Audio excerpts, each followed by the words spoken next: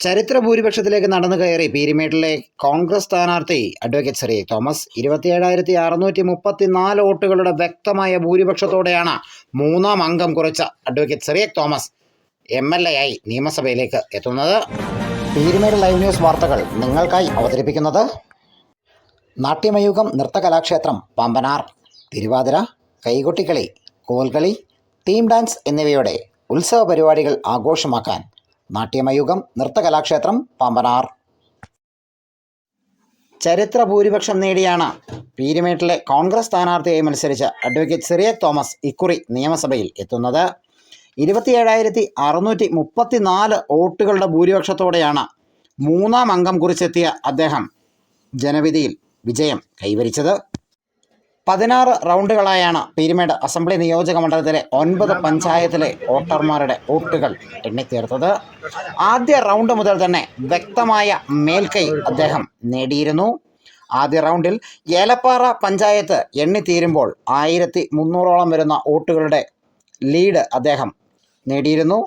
ആ ലീഡ് ഓരോ ഘട്ടത്തിലും നിലനിർത്തിയാണ് ഈ വോട്ടെണ്ണൽ സമയങ്ങളിലെല്ലാം അദ്ദേഹം മുന്നേറിയത്.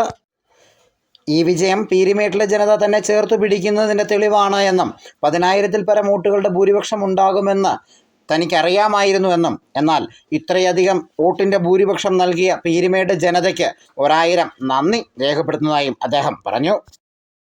വിജയം നേടിയെടുക്കാനായിട്ട് സാധിച്ചു. ഐക്യജനാധിപത്യ മുന്നണിയുടെ നേതാക്കന്മാരും പ്രവർത്തകരും വളരെ ആത്മാർത്ഥമായി ഈ തെരഞ്ഞെടുപ്പിൽ ഒറ്റക്കെട്ടായിട്ട് നിന്ന് പ്രവർത്തിച്ചതിൻ്റെ ഒരു വിജയമുണ്ട്. ഐക്യജനാധിപത്യ മുന്നണിക്ക് അനുകൂലമായി ഒരു സാഹചര്യങ്ങൾ നിലനിൽക്കുമ്പോഴേ അത് മുതലാക്കാനായിട്ട് ഞങ്ങൾക്ക് എല്ലാവർക്കും കഴിഞ്ഞു. ഞങ്ങളുടെ എല്ലാവരുടെയും കൂടെ ഉള്ള വിജയമാണ് ഇത്. ഈ വലിയ ഭൂരിപക്ഷം അത് തന്നെയാണ് സൂചിപ്പിക്കുന്നത്. 1000-ന് മുകളിൽ ലീഡുണ്ടാകുമെന്ന് ഞാൻ പ്രതീക്ഷിച്ചതാണ്. എന്നോട് മുഴുവൻ ആളുകളും പീരുമേട്ടിലെ വോട്ടർമാർ പലരും അഭിപ്രായം പങ്കുവെച്ചപ്പോൾ 10,000-ന് മുകളിൽ ഭൂരിപക്ഷം കിട്ടുമെന്ന് എന്നോട് അവർ പങ്കുവെച്ചതാണ്.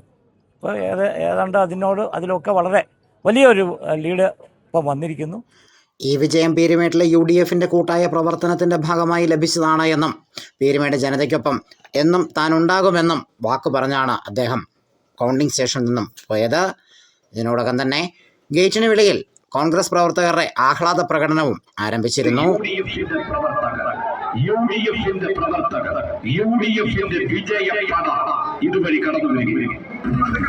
News bureau, Peermade live.